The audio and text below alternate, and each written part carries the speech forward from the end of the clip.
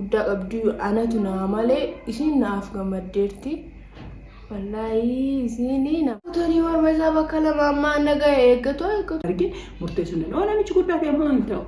Ani illee namicha barbaadu. Ani illee jiruu bira qaba. Nama gabaabaa keessatti iccitiin kiyyaa gadi ba'uu danda'a. Agartanii fiadha nutti taa'imtu dammoo giddimaan akkana himtu waa'ee goosisee gaariidha nama akkasiiti nama carraanaaf dhufe si fudhattu miti. Assalaamu alaykum warahmatullahi wabarakatuh. Akkam nagaa jirtan hordoftoota yaattu. Maalitti fakkaatee obboleettii kaleessa kiyyaan baay'ee arsee jira.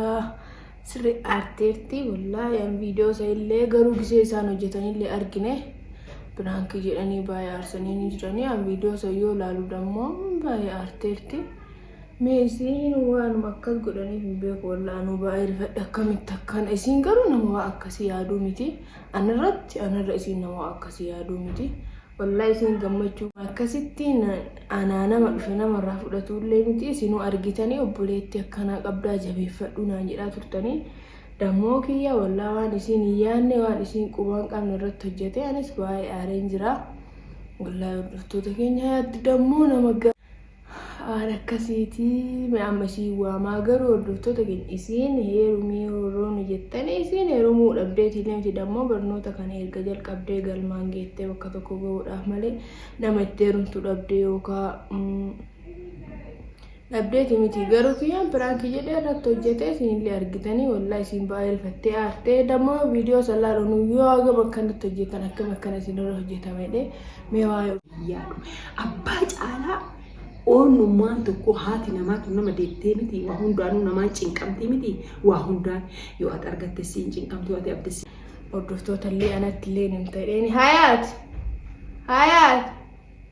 ayuu deemsee dabar kootaan deemtanii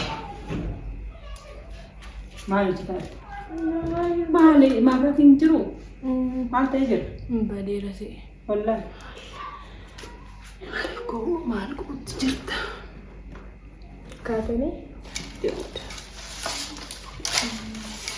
Jechuun amma ati akkamreen waliin hin deemtu uffata bitiif naan jedheera. Moo addatii filannoo kee akkamitti beekare?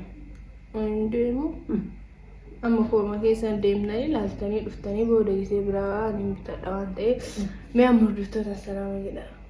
Kaameera qabdaa? Meet? Defaa qaba. Eeyyuu.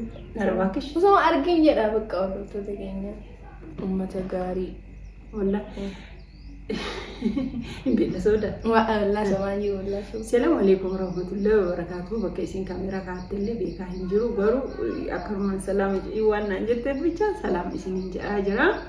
Mee akkam jirtan nagaa jirtanii fayyaa jirtanii alhamdulillah nagaa jiranillee. Akkasii mee waan kaleessa kiyya asirra hojjetanii wal qabatee mee wanti keessa A'uuzu billahi.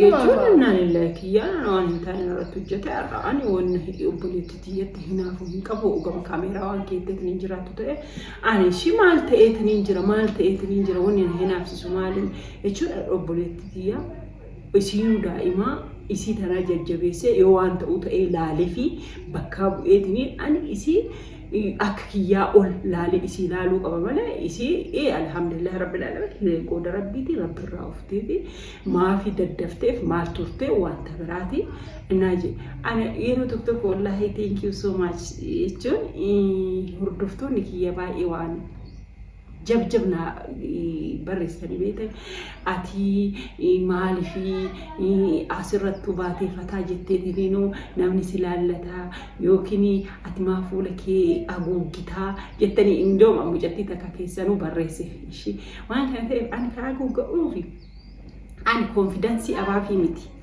yookiin bakka hin jiraa miti hanqina wayii qabaadheetii miti.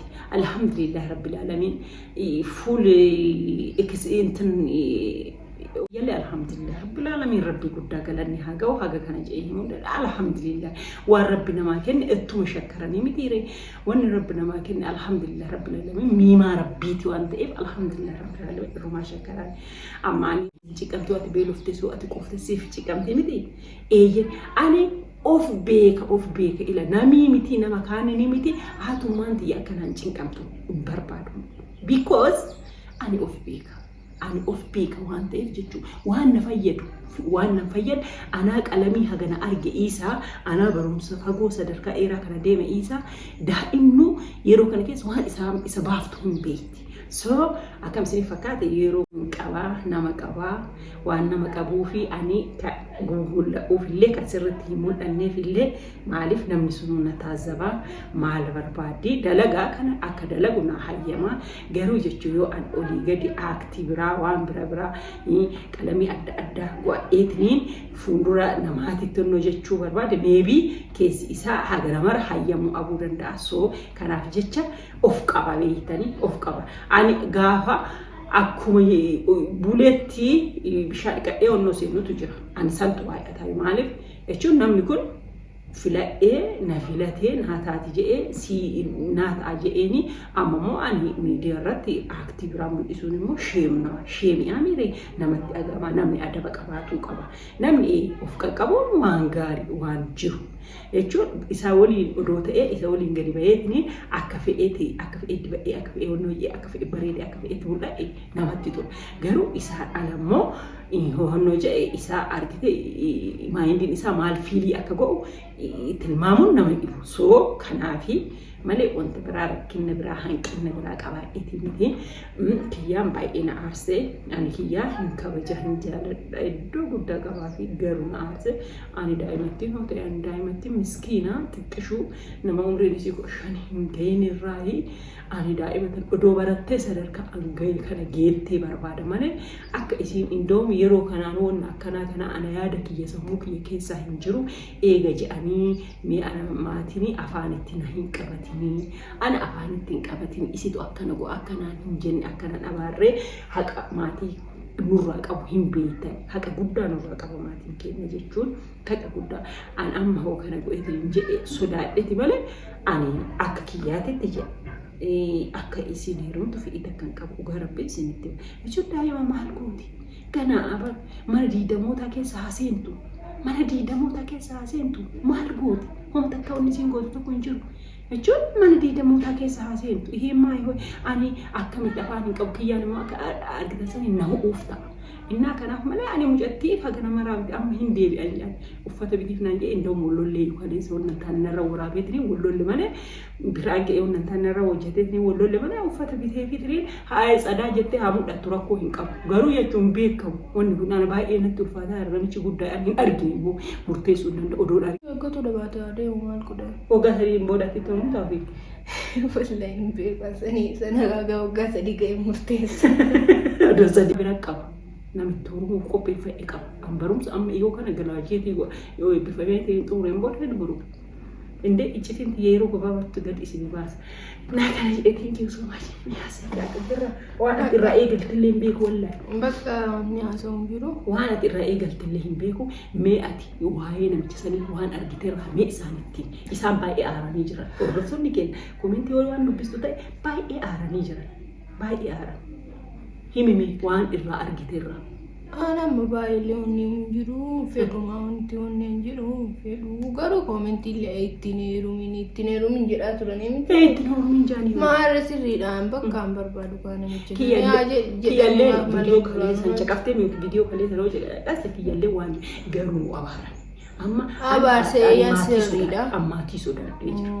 Sirriidha maanii homaa gochuu. Amma waa tokko jedhee baadiyyaa waa tokko jedhee. Garuu ani oduu qaamaan hunda kana keessa jira natti tola malee waa tokko jedhee jira baadiyyaa. Namichi sarmee nama hoggaa sadii eeggatuu miti maal goonaa isillee ija keessa buufnee maatiin kennallee nutti cabee isaanillee nu abaaran namichi wanna isheetiin kana eegganneef hoggaa sadii tursiif na jennuuni hoggaa sadiin kana asuma nu biratti haa guddattu kunuunfa'u asumatti jennaanii naan jedhe. Ati maal goota dubbattanii cal'isii amma uffatallee beeku ani kanaaf ka'ee uffata hin muufatini uffata sii bitaa ati bitaa utuu ilma jettiin takka achirra asirra waan siin jette beektaa gowwaati jette uffatteetiniin ganaa waggaa sadii yookiin lamaan booda jetteetiin hin haasoftu siin jettee bara dhugaa rabbi akkasii. Ani bara uffata bitachuu didaan jiru an uffata mi'a mamaatiin ishee lakki ka isaan maaliin godha maaliin godha yoon amanuu baatte qarshii isaa maal na fayyada yoon amanuu baatte lakki ani fedhu kennan kinoo kennan kennan amma baasetni si bita. Ani arge kenna yuun barbaadu nama maaliyyoo jettan uffata bitattee dhiistee maamaan naan jedha maatiin an uffata yuu wanti bitachuu gaafa uffata bitadhe garuu namichisa ija arguun kiyya oolu. Qarshii isaatiin miti warqashii kennan. Lakkii ani uffata bitadhu waa dhuftu ammas achitti deebinaa miti. Gaafa uffata an deebi'u achitti hin barbaadu kaa bakka sanitti. Hin fedhu kaan. Maatii kenna biramoo? Maatii didaan jiru bar yoo haa gaafatanii achi dhaqu garuu haa gahu yoo waggaa sadii haa dhufu haga waggaa sadii haa ta'e jedhe waan jiru sagantaan ulfaa'aa fidee san booda immoo isii uffata qubeellaa waa hunda uffata shariyaa isii uffattu kiyyi haasawaan haasa'an namichaan bara waliin beenu inna waa hunda amma waggaa sadii kana immoo namichi odoo morma isaa bakka lama addaan muranii sammuu jedha. Ani haa gahini murteessitu sadii booda waan dhufu maalitti beekna rabbi guddaa beekami waan yookiin atiin tunu guddatteetiin nama ofirraa faccisu dhaabde ofirraa nama faccisu taata nama ofirraa lolu taata. Lakki lolu alattuu yuume. Wanna waggaa sadii har'a himuu hin danda'u har'a tilmaamuu hin danda'u jetta haga sanii uffanni namicha sanii akkasirra hin buune siin jaabaran akkasirra. Lakki